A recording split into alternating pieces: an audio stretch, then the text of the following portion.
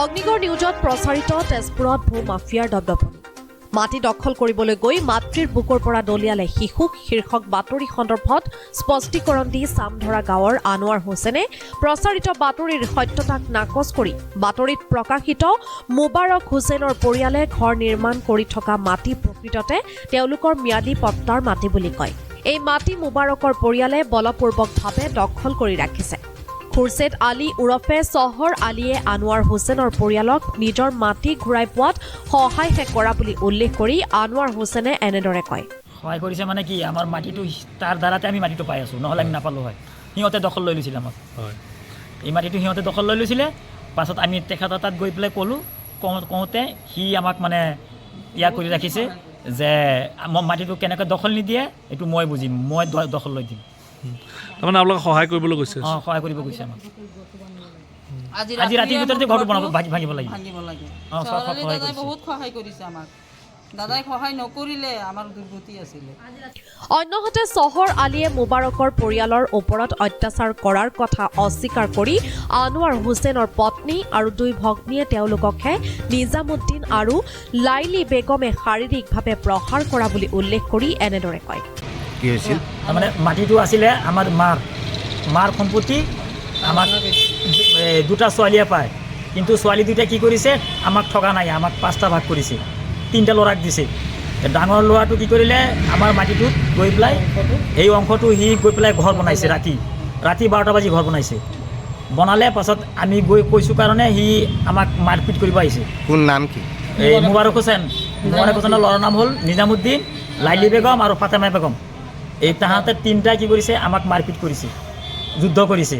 এতিয়া আমি গৈছোঁ এই চহৰ আলীৰ ওচৰত বিচাৰলৈ, সহায় বিচাৰি গৈছোঁ। তেখেতে আমাক কি কৰিছে, সহায় কৰিছে কাৰণে তেখেতক মানে এই বেয়া অপমানত পেলাইছে। তেখেতে বোলে কি গুণ্ডা পাতি লৈ আনিছোঁ, দালাল হয়, কচ কথা হয়তো। কিন্তু তেখেতে আমাক খুব সহায় কৰিছে। সি মাটিটো ঘৰ বনাইছে, আগফালে ডাম্পাৰ দি মাটিও পেলাইছে আৰু কলগছ লগাইছে, ৰাতি লগাইছে। এইবিলাক ৰাতি কাম কৰে। চহৰ আলী আমাক সহায় কৰিছিলে। গুণ্ডা পাৰ্টি লৈ আনিছে বোলে। আমাকহে উল্টাই মাৰধৰ কৰি পেলাই সিহঁতে আমাকে খেদাইছে, কাগজ চাগজ চব ফালি দিছে। ল'ৰা ছোৱালী বোলে আপোনালোকে লদিয়াই দিছে বুলি কৈছে? ল'ৰা ছোৱালী দিয়া নাই, আমি যোৱাই নাই। নিজৰ কাপোৰ চাপোৰ নিজে ফালিছে, হেৰি কৰি পেলাইছে। আমাৰ ডাঙৰ বাজেট ধৰি মাৰিছে। মণ্ডললৈ যিমান ধান হয় সিহঁতে খায়, ধান চান যিমান হয় সিহঁতেই খায়। মানুহ লৈ পেলাই তাত পাৰ্টি দি পেলাই মাংস চাংস বনাই পেলাই তাত মদ খায়। গুণ্ডা পাৰ্টি আছে, আমাৰ নাই।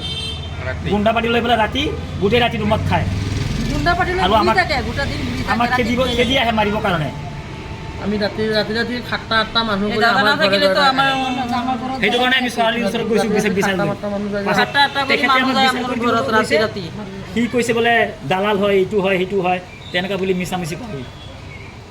ৰাতি 11টা বজাত 4-5টা কৰি মানুহ যায় মোৰ ঘৰত গৈ কিনি অত্যাচাৰ কৰে। বোলে দৰ্জা খোলক, ইয়াত বোলে মানুহ আছে। কালি বাতৰিটো কিয় কৰিবলগীয়া হ'ল? তেওঁলোকে মিছা কৰি বাতৰি কৰিছে। এইটো ফৰ্চ হয়। এতিয়া আমি সত্যটো বিচাৰিছোঁ, আমাৰ সত্যটো নালাগে। মণ্ডল অফিচতো আমি এপ্লিকেশ্যন মাৰিছোঁ। মণ্ডল আহিছে, মাটি মোৰ দুটা ল'ৰা লৈ পেলাই মোৰ ওচৰত কেছ কৰিছে। 3টা ল'ৰা লৈ পেলাই মোৰ নামত কেছ কৰিছে 5 মাইল থানাত। ল'ৰাকেইটা শিকাই দিছে ঘৰ বনাবৰ কাৰণে। বাপেক থাকোঁতে কিহৰ অংশীদাৰী? বাপেকক কোনে খুৱাব? আৰেষ্ট কৰিবলৈ যায়, আৰেষ্ট কৰিবলৈ তদন্ত নলয় বোলে। আমি যোৱাই নাই তাত। 5 মাহত আহি পেলাই কওক সিহঁতে নিজে এইবিলাক কৰি আছে, নিজে আহি বৰগাঁও থানাৰ যে আৰক্ষী চকী আছে 5 মাইল, সিহঁতকো খুব বেয়া গালি পাৰিছে, কৈছে বোলে সিহঁতে বোলে তদন্ত নকৰে। আমি আজিলৈকে আৰক্ষীৰ ওচৰত যোৱাই নাই। আমি য'তে গৈ আছোঁ, কিন্তু আমি আকৌ সিহঁতে আৰক্ষীৰ ওপৰত মিছা কথা ক'বলৈ জাতিব ধৰিছে। Bureau report, Agnigarh news.